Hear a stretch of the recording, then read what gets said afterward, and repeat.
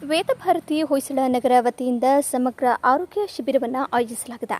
ಈ ಶಿಬಿರದಲ್ಲಿ ದೈಹಿಕ, ಮಾನಸಿಕ ಹಾಗೂ ಕೌಟುಂಬಿಕ ಆರೋಗ್ಯ ಸಂಬಂಧಿತ ಉಚಿತ ಸಲಹೆ ಮತ್ತು ಮಾರ್ಗದರ್ಶನವನ್ನು ನೀಡಲಾಗುತ್ತದೆ. ಈ ಶಿಬಿರದಲ್ಲಿ ಭಾಗವಹಿಸುವವರಿಗೆ ಉಚಿತ ವೈಯಕ್ತಿಕ ಆಪ್ತ ಸಮಾಲೋಚನೆ ಹಾಗೂ ಆರೋಗ್ಯ ತಪಾಸಣೆ ಸೌಲಭ್ಯವೂ ಲಭ್ಯವಿದೆ. ಜೊತೆಗೆ ಸಾಂಪ್ರದಾಯಿಕ ಕಣ್ಣಿನ ಔಷಧಿ ಚಿಕಿತ್ಸೆ, ಕಣ್ಣಿನ ದೃಷ್ಟಿದೋಷ ನಿವಾರಣೆ, ತಲೆನೋವು ಹಾಗೂ ಅರ್ಧ ತಲೆನೋವಿಗೆ ಪರಿಹಾರ, ಮೂಗು ಗಂಟಲು ಸಮಸ್ಯೆಗಳ ಚಿಕಿತ್ಸೆ, ಥೈರಾಯ್ಡ್ ಸಮಸ್ಯೆಗಳ ಕುರಿತು ಸಲಹೆಗಳನ್ನು ನೀಡಲಾಗುತ್ತದೆ. ಮಹಿಳೆಯರ ಆರೋಗ್ಯ ಸಮಸ್ಯೆಗಳಾದ ಮುಟ್ಟು ಮತ್ತು ಗರ್ಭಕೋಶ ಸಂಬಂಧಿತ ತೊಂದರೆಗಳಿಗೆ ವಿಶೇಷ ಗಮನ ನೀಡಲಾಗುತ್ತದೆ. ಈ ಶಿಬಿರವು ಶನಿವಾರ ಮಾರ್ಚ್ 28, 2020ರಂದು ಬೆಳಗ್ಗೆ 10 ರಿಂದ ರಾತ್ರಿ 8ರವರೆಗೆ ಹಾಗೂ ಭಾನುವಾರ ಮಾರ್ಚ್ 29, 2026ರಂದು ಬೆಳಗ್ಗೆ 9 ರಿಂದ ಸಂಜೆ 5ರವರೆಗೆ ನಡೆಯಲಿದೆ.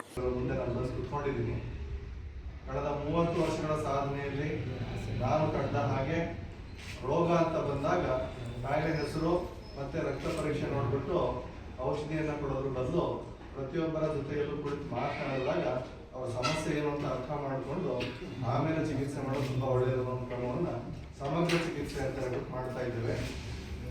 ವೈಯಕ್ತಿಕವಾಗಿ ನಾನು ಯೋಗ ಗುರೂಜಿ ಅಂತ ಗುರುತಿಸ್ಕೊಂಡೋದ್ರಿಂದ ಎಲ್ಲರೂ ಯೋಗ ಅಂದರೆ ಕೇವಲ ಆಸನ ಹೇಳ್ಕೊಡೋದು ಅಷ್ಟೇ ಅಂತ ನೋಡ್ತಾರೆ. ಆದರೆ ನಾನು ಪ್ರಕೃತಿ ಚಿಕಿತ್ಸೆಯಲ್ಲಿ SDM ಮೂಲಕ 20 ವರ್ಷಗಳ ಹಿಂದೆಯೇ ವೈದ್ಯಕೀಯ ಮುಗಿಸಿದ್ದೀನಿ. ಜೊತೆಗೆ ಯೋಗ ಮತ್ತು ಆಯುರ್ವೇದದಲ್ಲಿ PhD ಕೂಡ ಮಾಡಿದ್ದೀನಿ. ಇಷ್ಟೆಲ್ಲ ಆದರೂ ಕೂಡ ಡಾಕ್ಟರ್ ಅಂತ ಹೆಸರು ಹಾಕೊಳ್ಳೋದಕ್ಕೆ ಇಷ್ಟಪಡಲ್ಲ. ಯಾಕಂದರೆ ಡಾಕ್ಟರ್ ಕೂಡಲೇ ಒಂದು ಇಂಜೆಕ್ಷನ್ ಕೊಡಿ, ಒಂದು ಮಾತ್ರೆ ಬರ್ಕೊಡಿ ಅಂತ ಕೊಡೋದೇ ಜಾಸ್ತಿ. ಹಾಗಾಗಿ ಅದಕ್ಕಿಂತ ಹೆಚ್ಚಿನ ಒಂದು ಚಿಕಿತ್ಸೆ ಜನರಿಗೆ ಅವಶ್ಯಕತೆ ಇದೆ. ಮಾನಸಿಕ ಆರೋಗ್ಯ ಸಮಸ್ಯೆ, ದೈಹಿಕ ಆರೋಗ್ಯ ಸಮಸ್ಯೆಗೆ, ಕೌಟುಂಬಿಕ ಆರೋಗ್ಯ ಸಮಸ್ಯೆಗೆ ಪರಿಹಾರ ಕೊಡಬೇಕು ಅನ್ನೋ ಉದ್ದೇಶದಿಂದ ನಾವು ಸಮಗ್ರ ಚಿಕಿತ್ಸೆ ಅನ್ನೋ ಒಂದು ಕ್ರಮವನ್ನು, ಇಂಟಿಗ್ರೇಟಿವ್ ಥೆರಪಿ ಅನ್ನೋ ಕ್ರಮವನ್ನು ಮಾಡ್ತಾ ಇದ್ದೇವೆ. ಇದರ ಪ್ರಯೋಜನ ಬೆಂಗಳೂರಿನಲ್ಲಿ ಅನೇಕ ವರ್ಷಗಳಿಂದ ಅನೇಕ ಭಾಗಗಳಲ್ಲಿ ಲಕ್ಷ ಜನರಿಗೆ ಉಪಯೋಗ ಆಗಿದೆ. ಅದರ ಜೊತೆಯಲ್ಲಿ ಆ ಒಂದು ಪ್ರಯೋಗಗಳನ್ನು, ಅಲ್ಲಿ ನಡೆಯುವ ಚಟುವಟಿಕೆಗಳನ್ನ ಶ್ರೀಧರ್ಜಿ ಅವರು ಖುದ್ದಾಗಿ ಅಲ್ಲಿ ನೋಡಿರೋದ್ರಿಂದ ಹಾಸನಕ್ಕೂ ಕೂಡ ಪರಿಚಯ ಮಾಡಿದ್ದು ಕಳೆದ ತಿಂಗಳು ಮಾಡಿದಾಗ 100 ಜನರು ಭಾಗವಹಿಸಿದ್ದಾರೆ. ಈ ಸಲ ಪತ್ರಿಕಾ ಮಾಧ್ಯಮ ಮತ್ತು ಎಲೆಕ್ಟ್ರಾನಿಕ್ ಮಾಧ್ಯಮದ ಎಲ್ಲ ಮಿತ್ರರು ಇದನ್ನು ಸಾರ್ವಜನಿಕವಾಗಿ ತಲುಪಿಸಿದ್ರೆ 1000 ಜನರಿಗೆ ಇಲ್ಲೂ ಕೂಡ ತಲುಪಬಹುದು ಅನ್ನೋ ಒಂದು ಆಶೆ ಇದೆ. ಕೇವಲ ಒಂದು ಕಣ್ಣಿನ ಚಿಕಿತ್ಸೆ ಅನ್ನುವ ಒಂದು ಕ್ರಮವನ್ನು ನಾವು ಮಾಡ್ತೀವಿ ಪ್ರತಿ ತಿಂಗಳು ಒಂದ್ಸಲ. ಅದು ಉಚಿತವಾಗಿ ಮಾಡುವಾಗ ವಿಶೇಷವಾಗಿ ಕಣ್ಣಿಗೆ ಒಂದು ಔಷಧಿ ಹಾಕೋದ್ರ ಮೂಲಕ ಕಣ್ಣಿನ ಅನೇಕ ಸಮಸ್ಯೆಗಳು ಪರಿಹಾರ ಆಗೋದ್ರ ಜೊತೆಗೆ ತಲೆನೋವು, ಅರ್ಧ ತಲೆನೋವು ಮತ್ತೆ ಹೆಣ್ಣು ಮಕ್ಕಳಲ್ಲಿ ವಿಶೇಷವಾಗಿ ಕಾಣುವಂತಹ ಮುಟ್ಟಿನಲ್ಲಿ ಬರುವಂತಹ ಹೊಟ್ಟೆ ನೋವು, ಈ ರೀತಿ ಸಮಸ್ಯೆಗಳನ್ನ ಪರಿಹಾರ ಮಾಡಲಿಕ್ಕೆ ಸಹಾಯ ಆಗುತ್ತೆ.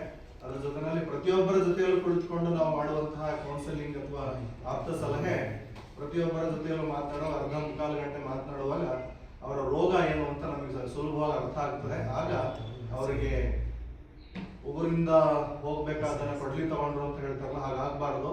ಅದು ಸುಲಭವಾಗಿ ಪರಿಹಾರ ಮಾಡಿಕೊಡ್ಬಹುದು ಅಂತ ಹೇಳ್ಬಿಟ್ಟು ನಾವು ಪ್ರಯೋಗಗಳನ್ನು ಮಾಡ್ತಾ ಇದ್ದೇವೆ.